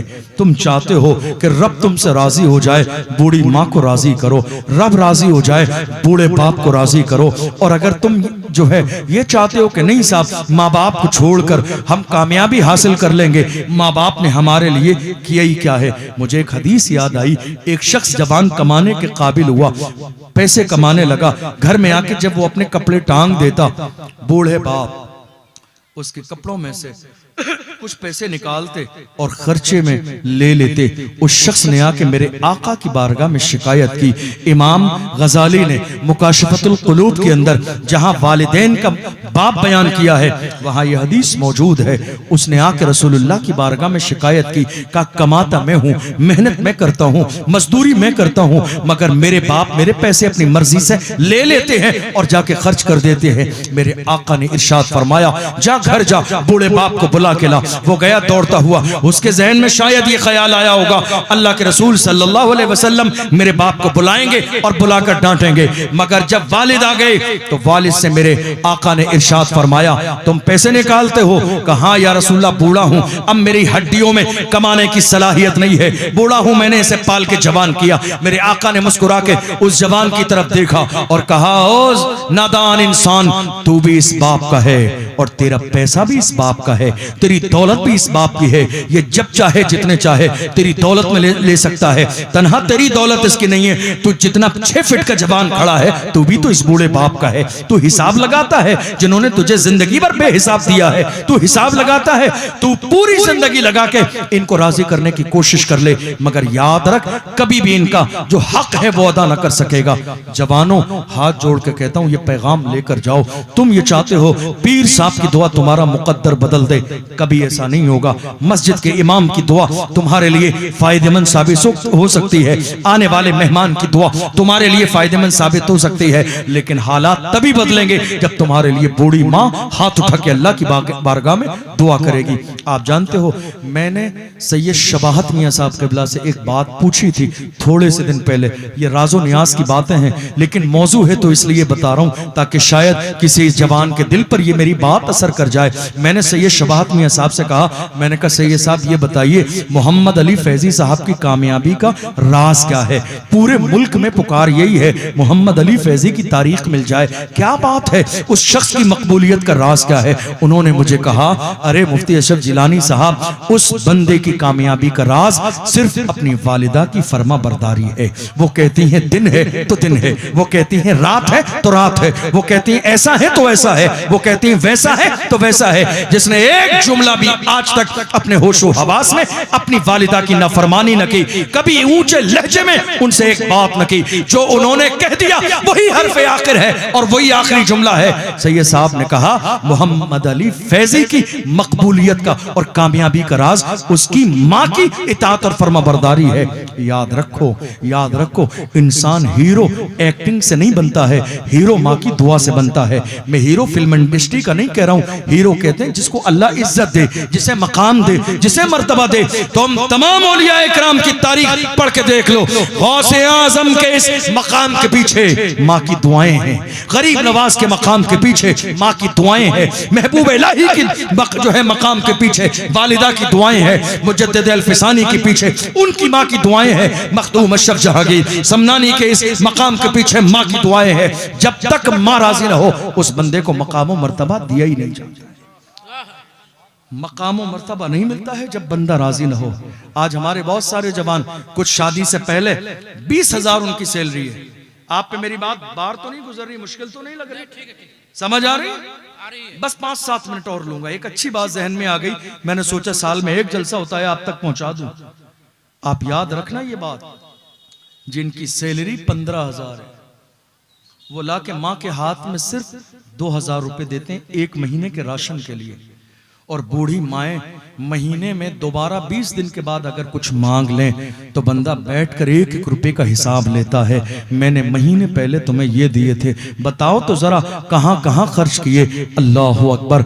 जिस माँ ने तुम्हें कैसे कैसे, बूढ़ी माँ ने पूरी जिंदगी गुजार दी, तुमने ताने दिए औरत जेवर की लालची होती है, जेवर बेच के तुमने औरत को देखा। तुमने किसी बूढ़ी माँ को बुढ़ापे में 70 साल की जवानी में अपने माँ बाप का दिया हुआ 70 साल पुराना जेवर बेचते नहीं देखा। हमने देखा है औरत सिर्फ जेवर खरीदती नहीं, अपनी औलाद के लिए जेवर बेचती भी है, अपनी औलाद के लिए जमीनें बेचती भी है। तुम हिसाब लगा रहे हो 10 रुपए कहां खर्च किए। अरे मैं ये कहता हूं कामयाबी के लिए किसी तावीज की जरूरत नहीं, किसी नक्श और तावीज और गंडे की जरूरत नहीं। तुम ये चाहते हो अल्लाह तुम्हें तरक्की दे, जो कुछ माँ बाप को दो इतनी खामोशी के साथ दो, किसी को पता न चले, और जो दो वो किसी हिसाब में शुमार मत किया करो कि माँ को इतना दिया, माँ को इतना दिया। कॉपी में लिखना नहीं, रजिस्टर में लिखना नहीं है, फोन में लिखना नहीं है, बोलने में भी कभी ये जुमला नहीं कहना है माँ को इतना दिया। माँ को जो देना है वो हिसाब से बाहर दो। तुम जिस दिन ये तरीका शुरू कर दोगे, अल्लाह का कुरान कहता है इन्नल्लाह यर्ज़ुक़ु मन यशाउ बिगैर हिसाब, वो रब्बी रहमत वाला है। तुम बगैर हिसाब दोगे, अल्लाह भी तुम्हें बगैर हिसाब अता फरमाएगा, बेहिसाब देगा अल्लाह तुम्हें। तुम्हारा पैसा सही जगह खर्च नहीं होता है, इसलिए पैसा आता भी नहीं है। तुम्हें जिसके लिए तावीज़ों की जरूरत है, तावीज़ आज की तारीख में अशरफ जिलानी से लेकर जाओ। तावीज़ क्या है? कामयाबी चाहते हो, माँ बाप से नरम लहजे से बात करो। कामयाबी चाहते हो, माँ बाप की इज्जत करो। कामयाबी चाहते हो, उनके सामने ऐसे ही रहो जैसे एक खादिम, एक गुलाम अपने आका के सामने रहता है। इज्जत और कामयाबी चाहते हो, तुम्हारी आवाज इतनी हल्की हो कि जैसे एक खादिम की आवाज एक आका के सामने होती है। तुम ये चाहते हो अल्लाह तुम्हें कामयाबी दे, माँ बाप को इतना दो कि कभी उन्हें तुम्हारे सामने हाथ फैलाने की नौबत नहीं आए। एक काबिल एहतराम औलाद वो होती है जो सब कुछ लाने के बाद, कमाने के बाद 20,000 कमाते हो, लाके माँ के हाथ में दो, फिर तुम्हें 1 महीने के बाद अपने बाल सेट कराने के लिए सैलून वाले के पास जाने के लिए 100 रुपए की जरूरत पड़े तो हाथ बांध के अपनी माँ के पास जाके कहो, माँ मुझे अपने सर के बाल जरा सेट कराने हैं, क्या 100 रुपए मिलेंगे? जिंदगी में कभी करके देखना। पैसे कमाने के बाद, शादी के बाद माँ से जाकर 20 रुपए मांगने की लज्जत ही कुछ और होती है, 100 रुपए मांगने की लज्जत कुछ और होती है। आप जानते हो, मैं ऐसी माओं को जानता हूं और यहाँ बहुत सारी माएं और जवान और बुजुर्ग ऐसे बैठे हैं। हम अपनी कामयाबी के जमाने में थोड़े थोड़े पैसे माँ को देते हैं खर्च के लिए, वो माएं 1-1 रुपया जोड़ कर रखती है, और जब औलाद की परेशानी का वक्त आता है तो अल्लाह उस माँ के जरिए ऐसी जगह से पैसे दिलाता है जहां हमारे बहमो गुमान में भी नहीं होता है। एक शख्स परेशान हुआ, माँ ने ला के दिया, कहा बेटा ले परेशानी दूर कर ले। कितने हैं? कहा बेटा लाख रुपए हैं। हैरान हो गया, माँ कर्जा किया है, जमीन बेची है, लाख रुपए कहां से आए? कहा बेटा 10 साल की मुद्दत में तूने 100, 200, 500 करके जो 10 साल के जमाने में दिए, मैं बूढ़ी थी, मेरा खर्च क्या था, मैंने 1-1 रुपया संभाल कर इसलिए रखा, खुदा न करे मेरी बेटी की जिंदगी में कभी परेशानी आए तो बेटा माँ का ख्याल रखता है तो माँ भी तो बेटे का ख्याल रखेगी। तुम क्या सोच रहे हो ये बूढ़ी माँ 70 साल की, ये कौन से चौराहे पे जाएगी आपके हिसाब से खाने और पीने के लिए, चिकन मसाले खाने के लिए? नहीं मेरे अजीज, तुम माँ के हाथ में दोगे, माँ को ये एहसास कराओ हाकिम माँ ही है, बूढ़ी माँ को ये एहसास दिलाओ घर की जिम्मेदार माँ ही है। हम ये देख रहे हैं बड़े बड़े घर बनने के बाद, बेहतरीन आलीशान घर बन गया, एसी लग गई, एयर कंडीशन रूम बन गया, टाइल्स और पत्थर लग गई, घर के अंदर सबसे ज्यादा खराब रूम अगर कोई है तो वही रूम है जिसमें बूढ़े माँ बाप रहते हैं। सोचिएगा जाके, हमने देखा है आलीशान घर बने हुए हैं, एसियां लगी हैं, पुराना रूम वही है जिसमें बूढ़े माँ बाप रहते हैं। लोग सोचते हैं इन्हें क्या जरूरत है, इन्हें गर्मी थोड़ी लगेगी, इन्हें ऐसी थोड़ी चाहिए। मेरे अजीजों जरा मिजाज बदल को देखो, तुम एक घर की बात करते हो, अल्लाह तुम्हें 1 दर्जन घर अता फरमाएगा। तुम माँ बाप की खिदमत ही नहीं करते हो, मुसीबतें इसीलिए तुम्हारे दरवाजे से दूर नहीं जाती है। घर में सबसे आलीशान कमरा जो तुम्हारे पास हो, बूढ़े माँ बाप को वो दो, ताकि जब कोई तुम्हारे घर में दाखिल हो तो फख्र करे कि यार इसके घर में माँ बाप की इज्जत ऐसे की जाती है जैसे किसी आका की इज्जत उसके गुलाम और खादिम करते हैं।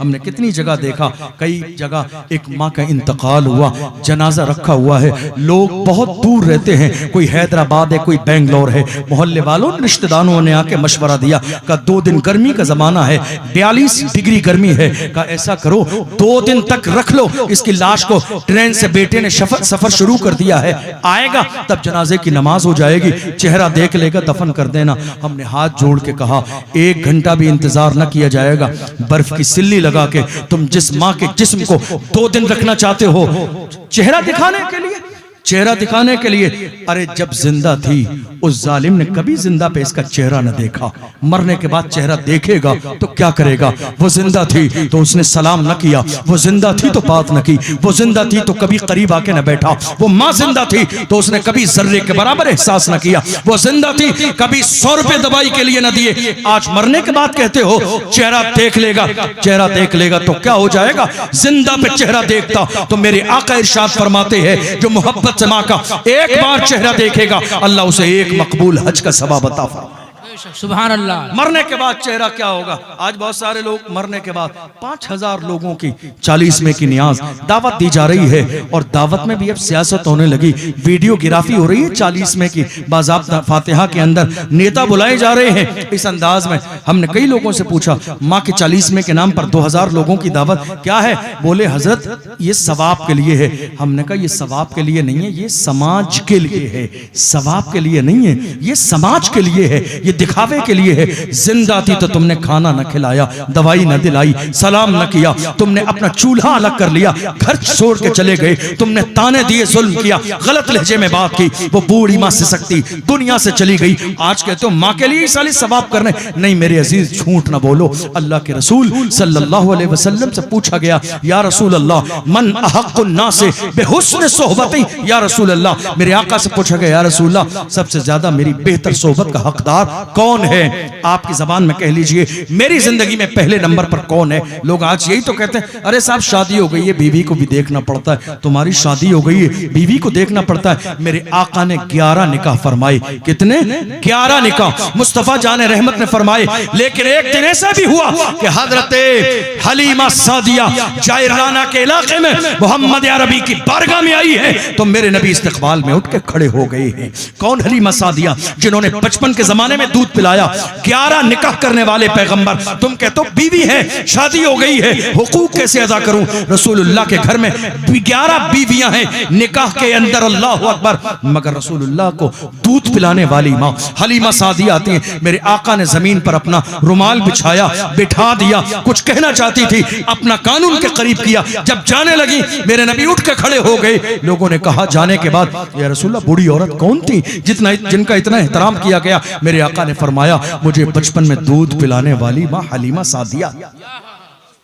इस्लाम सिर्फ नारों का नाम नहीं है, इस्लाम प्रैक्टिकल मजहब है।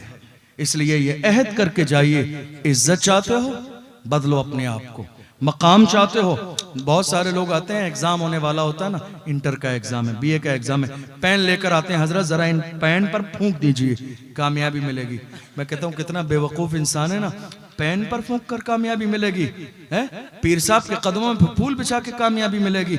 सबसे बड़ा पीर हमारे घर में हमारी बूढ़ी माँ है, सबसे बड़ा पीर हमारे घर में हमारा बूढ़ा बाप है, जिसने उंगली पकड़ के चलना सिखाया, घर में उसका एहतराम नहीं। जिस बूढ़ी माँ ने 9 महीने हमें जवानी के दौर में पेट में रखा, जिसने 2 साल दूध पिलाया, जिसने सर्दी के जमाने में तुम्हारे पेशाब करने के बाद सीने की गर्मी तुम्हें दी, खुद तुम्हारे पेशाब पर बाज़ाब्ता लेटी रही, आज बुढ़ापे में जाने के बाद तुम कहते हो माँ बाप ने तुम्हारे लिए क्या किया है? बदलो अपने इस जुमले को, बदलो अपने अंदाज को। माँ है तो तुम हो, माँ नहीं है तो तुम नहीं हो। तुम्हें अंदाजा भी नहीं है, तुम क्या सोचते हो तुम्हारी हैसियत क्या है? पैगंबर हजरत मूसा कलीमुल्लाह से खुदा ने कहा था जब उनकी माँ का इंतकाल हुआ, फरमाया मूसा कोहे तूर पर आ रहे हो, संभल कर आना। अल्लाह अकबर। कहते मेरे मौला मैं पहली बार कोहे तूर पर नहीं आ रहा हूँ, तूने कितनी बार मुझे नवाजा है, कोहे तूर पर बुलाया है, आज अचानक तेरी तरफ से वही नाजिल की जाती है। मूसा पहाड़ पे आ रहे रहे हो, कोहे तूर पर संभल के आना। कहा बात यह है, आज से पहले तुम जब कोहे तूर पे निकलते थे तो तुम्हारे घर में बूढ़ी माँ मौजूद थी, तुम निकलते थे, वो दामन फैला के तुम्हारे लिए दुआ करती थी, मेरे मौला मेरे बेटे को सलामती के साथ लेके जाना, सलामती के साथ वापस लाना। मगर अब माँ का इंतकाल हो गया है, अब पीछे दुआ करने वाली माँ नहीं है। ऐ मूसा, अब जमीन पर कदम संभल के रखना।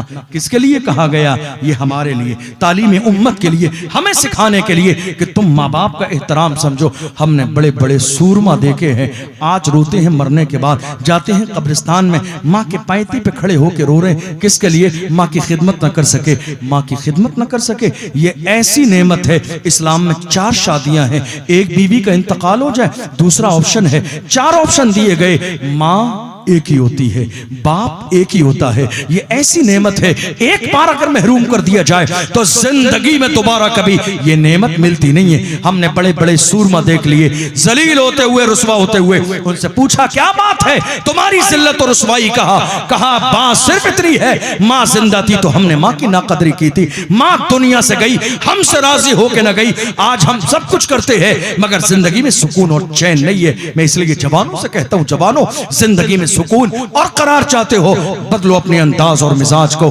जाके माँ बाप से माफी मांग लो। अल्लाह ने माओ का दिल बहुत बड़ा किया है। 1 घंटा रोना नहीं है, जाके बैठ जाओगे, वो तुम्हारे चेहरे को देख के समझ लेगी कि तुम्हें गलती का एहसास हो गया है, तुम्हारे सर पे हाथ रख देगी। तुम्हें दुनिया के किसी तावीज, किसी बाबा, किसी गंडे की जरूरत ही नहीं पड़ेगी। जिस दिन तुमसे तुम्हारी माँ राजी हो जाए, सबसे बड़ा पीर तुम्हारे घर में तुम्हारी माँ है, सबसे बड़ा पीर तुम्हारे घर में बाप है। माँ बाप की कदर और इज्जत न करके अजमेर मोहल्ला की हाजिरी दोगे, गरीब नवाज की बारगाह से कोई फैज न मिलेगा, याद रखना। और जब घर से जाओगे माँ बाप की इजाजत लेके जाओगे, माँ बाप तुम्हें मोहब्बत के साथ रुखसत करेंगे। तुम जहां जाओगे अल्लाह हर कदम पे तुम्हें इज्जत और कामयाबी अता फरमाएगा। हज़रत उवैस करनी, वक्त नहीं है, मैं अब बताऊंगा नहीं ये बात। मुझे कई अहबाब ने बताया, अभी ओमान मस्कत की सरजमीन पर एक जगह है शलाला के नाम से, या शलाला, वहां पर हजरत उवैस करनी रदी अल्लाह अन्हु का मज़ार है, समझ रहे हैं आप। और ये उवैस करनी वो हैं, हुजूर का जमाना और उनका एक जमाना था, लेकिन फिर भी माथे की आंखों से हुजूर का दीदार न किया। आप जानते हो एक जमाना है। फॉर एग्जाम्पल, आज अगर कोई सुन ले, मिसाल के तौर पर कोई सहाबी इस वक्त दुनिया में है और वो फलां शहर में है, क्या आप मिलने नहीं जाएंगे?